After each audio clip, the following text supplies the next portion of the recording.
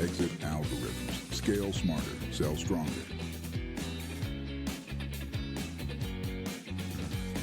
Welcome to Exit Algorithms, the podcast where we decode what it really takes to unlock growth, streamline operations, and prepare your business for a high-value exit. I'm your host, Vera, and today I'm excited to introduce Steven Pivnik. He founded and built his first business called Binary Tree into a 200-person Inc. 500 IT company before exiting. He's a Harvard Business School alumni, keynote and TEDx speaker, and best-selling author of Built to Finish. He's also an Ironman triathlete and now is partner at the CEO Project, advising founders on how to exit and scale. Steven, great to have you on the show. So excited to have you here. No, thank you very much for the opportunity. I'm looking forward to our conversation. Can you share a bit about your background and business journey and what led you to the work you do today? Sure. So I consider myself a recovering entrepreneur.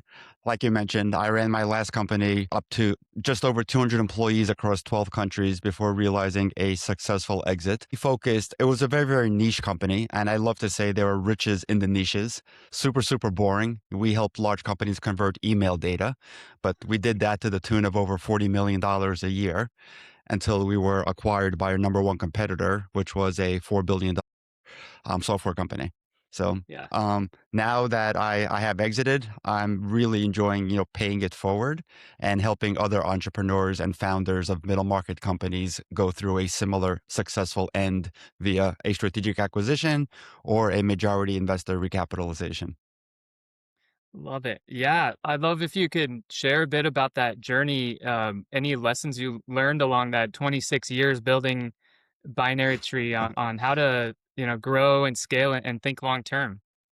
Yeah, I mean, there was a ton of lessons. I did a lot of things right. I did more things wrong. And it's really rewarding helping other founders, not go through some of the same pitfalls that I went through. Lessons learned, I think some of the bigger ones is measurements and KPIs. Based on the work that I do now, I find that I definitely wasn't alone in not having, proper measurements and KPIs and a reporting infrastructure in my own company. I eventually did, but once I actually implemented one, it was amazing to see performance go through the roof, across every single department.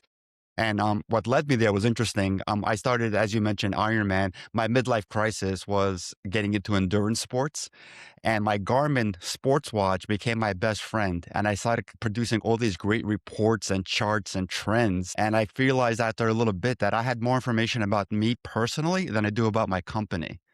So I implemented a new monthly operating review meeting at the company and I met with every single department head, and we jointly came up with a set of reports and KPIs that they would produce. And it was like a little internal competition ensued. So it was really great to see performance go through the roof. So reporting is one major lesson. Leadership team is another one. As founders, we are very dedicated to the folks that started the company with us. But unfortunately, as the company matures, sometimes the individual skill levels, and it's not their fault. They just, let's say, I love to pick on sales because it's a number, right? The person that started with you who was running sales, once you get to $10 million, they've never run a $10 million organization. So it's not always, but most of the time, it's pretty good advice to bring in somebody that's run a larger sales organization so they can easily pull a $10 million company up to 20 or 20 to 30, et cetera, et cetera. So leadership team is huge. And another thing I should have done a lot earlier is surround myself with advisors, because I was, young and cocky, and I thought I had all of the answers. Nobody can run this company better than I can. And I proved myself wrong. Towards the end of my journey, I actually hired a professional CEO to run it for the final 3 years. And he did a phenomenal job and really positioned us perfectly for the exit that we had. I love that idea, using KPIs and kind of transparent reporting as a way to stimulate competition in the team. Yep. That's great. Yeah. How did you keep the culture intact? And, I was reading employee turnover was really low. You built a nice company culture. How did you do that while scaling internationally? Yeah, I mean, I know this term is overused a lot, but it was a typical, work hard, play hard type culture. If I had the opportunity to interview somebody, depending on the level of position that we were bringing on board, I told I from the get go, I said, if you're expecting a 40-hour work week, this is not the place for you, because there was no such thing as a 40-hour work week. There was always a ton to do, but we also celebrated a lot together. We celebrated all of our wins, no matter how small. Even though we were a virtual company, well, before we became virtual, we just did a lot of social events together. There was, a lot of late nights at the bar or at restaurants or playing sports, whatever, group activities we can come up with. But even after we became virtual, because we had so little rent to pay, we spent a lot of money on corporate get-togethers. We had an annual holiday party where we flew everybody in, even international folks, year after year after year. I think our last party before the exit cost us over $250,000, but it was worth every penny of it because, folks that are working together on these virtual teams, they had an opportunity to see each other, and the friendships that developed within the company were excellent. And that's actually a great score of employee engagement. There's something called a Q12 survey. One of the questions that's asked is, do you have a best friend at work? And the higher percentage of folks within your company that answer yes, the better. And I think that's a great use of funds, especially if you don't have a corporate office, right? At least invest in building those relationships between your team. Yes, agreed. How was that for you? And was there any kind of mistakes or things you wish you would have done differently in that leading up to that exit? Yeah, so the process was pretty methodical. Again, I had the right advisors at the time, advisors that do one thing and one thing only. They help companies exit. So they're really, really good at it to date. And I've actually joined them and I work with them now. Together, we have over 30, I think the number's 38 exits, totaling $1.1 billion in founder wealth generated over the last 8 years. Having an advisor that knows how to do this, that does this for a living, was priceless. It was very methodical. Like once we actually decided to sell the company, we went through a process of evaluating various investment bankers. So we met with three different investment bankers, gave them the entire story. They went away for a month, to put their pitch together to us. I went to climb a mountain in South America. I came back, they pitched their services to us. We selected one and they went through a very methodical, go to market process with us. They contacted close to 200 potential acquirers, both Mm. strategic and financial. The best outcome is when you can get a little bidding war, going for your company. Unfortunately, two of the three interested parties didn't go forward with a letter of intent. So it was down to one, but it was a strategic who, understood our business cold because they were in our business. We competed with them and they didn't want to lose to us anymore. So we went into due diligence, and because we ran a really, really buttoned up shop, and we had a lot of great processes in place, to close our books and provide financials and have everything else incredibly organized and ready to present.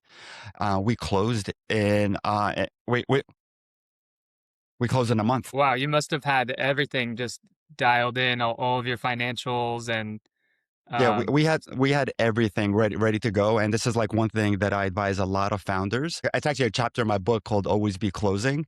A lot of people refer to always be closing from a sales perspective, always be closing deals. I advise folks to always be closing your books and always be ready for due diligence because you never know when an opportunity is going to present itself. It may not be an exit. It may be a strategic partnership. It could be bank mm, refinancing. It could be an investor that comes along and they're going to give you an information request sheet. The quicker you can turn that around and the more accurate, the information is, and the better their perception of you is going to be. And most due diligence processes will not last only 30 days. It's going to be 60, 90, if not more, and they will continuously ask you for information. And if you can present that information quickly and accurately, then again, your valuation and perception of the company goes up. yeah, wow, absolutely. What were some of the things you did to organize your business in a way that made it sellable? Yeah, I mean, just from an organizational, perspective, we just make sure that every single department head had all of their data as, organized as possible, and as not that we had a, data room per se ready to go, but once we needed a data room, it was like boom, everybody knew exactly where their files were that were necessary to put into this data room. So we made sure every single department head was incredibly organized.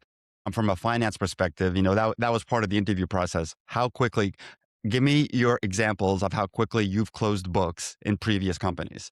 If anybody said that it always takes, 10 days or more to close books, they wouldn't get the job because you Huh. can close books in under 7 days, 5 days ideally. If you have your financial processes buttoned up enough, you should be able to close your books within 5 days of the month ending or the quarter ending. So that was super important. And that type of discipline and organization just kind of permeated through the rest of the company. Yeah, love it. Yeah, and those same things that are going to make your company more valuable at exit and easier to sell, those are just good practices also, right? To just have and implementing your business throughout from probably from day one. No, exactly. I mean, the difference in perception, you're really going to be hurting yourself from a valuation and perception perspective if you can't produce information quickly and accurately to whomever is asking for it. You mentioned your book a little bit, always be closing. I'd love if you could talk a little bit more, about your book, Built to Finish, and maybe some through lines, some other takeaways for business owners listening. Sure. So I love Jim Collins's term on BHAGs, big, hairy, audacious goals. I call them big, hairy ass goals. My two big, hairy ass goals was A, to sell my company, and B, to qualify for and compete in the Ironman World Championship in Kona, Hawaii. So I accomplished both about 12 or 13 months apart. When I did, I felt that I should memorialize my journey with the hopes of not only leaving something to read from my grandkids about their grandfather or great grandfather, but I also just wanted to inspire folks to create really, really big goals for themselves and give them a methodology to go and accomplish big BHAGs. One of my favorite takeaways from the book is visualization. I'm a huge fan of visualization. These two BHAGs, I had a check made out to myself with a very specific amount of money, and I hung it next to my computer. So I saw it in my peripheral vision all day, every day. I also had a little mini poster of the Ironman World Championship hung right next to that check. So when you go through proper visualization, and it's not hard at all. There's a million and one YouTube videos on how to go through a visualization exercise. You're subconsciously programming your mind to make better decisions and to take the necessary actions towards those goals. So there's a entire chapter dedicated to this, and I actually give it away for free. It's available on my website just because I love to give this information to individuals because I think it's a super powerful free tool we can all use. Like, when did you start doing some of those practices? Yeah, I don't remember when I learned about it. I think I learned about it probably in the 90s, and I'm like, wow, that's a great idea. I should start doing that religiously. And when you do it so often, like I'll give the Ironman example. When I finally got to Kona to compete in the World Championship, it was literally as if I was there a dozen times. I literally knew what every single street looked like. I knew what the bike course looked like. When I was experiencing the insane heat of Kona, 90-degree temperatures and 90% humidity, I felt that I was there forever. So it's a very, very powerful tool. You advise businesses that are gearing up for sale. I'm curious, what do you look for in a potential client, or what's your kind of your onboarding process and some of the first few things that you advise on typically? Sure. So I actually start the advisory work way before an exit. I mean, obviously, if a customer is just about to sell, I can help as well. But my preferred client is somebody that is just in the super, super early stages of their entire exit journey. I firmly believe that you cannot start planning early enough because the earlier the earlier the planning begins, the better the outcome is going to be for many reasons. The biggest one from a tax perspective, I'm not an accountant and I don't play one on TV, but I have a huge Rolodex of them, which I can share. There are many very legal tax strategies that you can put into place to save money on the actual exit. And the only requirement there is that you do it way ahead of the actual exit event. If you do it too close to the exit, you will get audited and you will get penalized. Mm. Definitely from a tax perspective, you can't start planning early enough. So what I typically do is I start off with an exit planning assessment with the company. It's a really short, like with the owner of the company, it's a very short 15-minute questionnaire that they go through, and it provides an exit readiness score across multiple categories: financial performance, growth potential, the Switzerland structure, which is basically independence from any specific customer, vendor, or employee; a valuation teeter-totter score, which is a cash score on how much cash the company is either generating or draining; Mm. our recurring revenue score, which is really important; something called monopoly control. How deep is the company's moat, right? If a competitor came along tomorrow, would their special sauce be easy to replicate or not? So there's a score there. And then a score on customer satisfaction, which is really important. And lastly, something called hub and spoke. How dependent is the company on the owner? Does every major decision need to go through the owner? Does the owner own two or three of the biggest customer relationships, with a company? The higher the score on the hub and spoke, the lesser the valuation is going to be, because people, acquirers, don't actually like to see that. So we start off with a score across those 8 categories, and then we jointly put together a plan on how to increase the score there. And that process can be 12 months. That process could be 36 months. But there's always things that can be improved, because an acquirer is going to see all of these and is I was really curious about how do you score recurring revenue? What does yeah. that I mean, look like? yeah, it's actually really, really simple. Like, what percentage of the revenue is recurring and contractually guaranteed to repeat? And then what is even though it's contractually guaranteed, what's the retention and what's the renewal rate that a customer has? If those numbers are really high, you're in great shape. And I learned the hard way, because even though my business generated over $40 million a year in revenue, we only had about 10% of it that was true recurring revenue. So we started Mm. every single year, let's say, with only a guarantee of about uh, of 10%. So only like Through 4 million. contracts. Yeah, only 4 million of that was guaranteed, and we needed to go hunt and kill $36 million more of business, and we did so successfully year after year after year. But once you get to a certain point, it just gets really, really hard to replace that much revenue with new revenue every single year. Yeah. How long do you like those contracts to be in place for? Because there's some conflict there with businesses and their customers. They don't want to be locked in. I mean, 3 years is something I think that everybody should shoot for. Obviously, it may or may not get negotiated. If it gets negotiated down to 2, you're still better off than that's two is still better than 1. And if you absolutely positively have no choice, then obviously a 1-year contract is okay, as long as you have a really high renewal rate. The hub and spoke model, the test, basically testing for key man risk, right? Yeah, exactly. I mean, there's so many founders that have their identity wrapped up in their company, and they just insist on being in the trenches all the time. And when they do so, they're just hurting themselves from a valuation perspective. Yeah. What does that test look like? How do you measure that? Yeah, there's a set of questions that are behind that. Who owns your top 3 customer relationships? Who's part of the daily operational decision making process? Who owns the relationships with your top 3 vendors for your business? If the answer to most of those questions is me, you've got a problem. Take, would you say to reduce some of that, to start delegating some of those customer relationships, or maybe hire on someone to manage operations? Yes, I mean, sometimes it takes over a year. It took me, for instance, when I orchestrated my exit so that I would not be part of it. I was running my company for a long time, and I loved it to death. It was my first child, but it was time for me to go. So in order to ensure that I wasn't part of the exit, I brought on a COO with the hopes of promoting him to CEO after a year and extricating myself from the daily management of the company. I thought it would take a year. It took me 3 months because I found the right person. I trusted him.